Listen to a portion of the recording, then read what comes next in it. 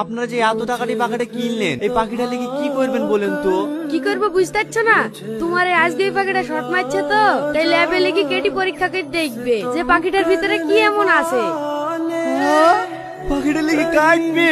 না কাটলে বুঝবে কি করি পাখিটার ভিতরে কি আছে? দাঁড়ান, আমি পাখি বেচবো না। 2 কোটি টাকা কি তোমার কম হয়েছে? আমি তোমাকে 3 কোটি দেবে। 3 কোটি কেনে? 300 কোটি টাকা দিলেও আমি পাখি বেচবো না, কারণ আপনার এই কাগজের টাকার থেকে একটা পাখির জীবনের দাম অনেক বেশি। এলেন আপনাদের টাকা, আপনারা এখন আসতে পারেন। ডিসিশনটা তুমি কিন্তু ভুল নিচ্ছ ইয়াং ম্যান। আপনি জানতো? কুল ইয়াং ম্যান কুল। এই নাও আমার ভিজিটিং কার্ড, কো ম্যানেজার।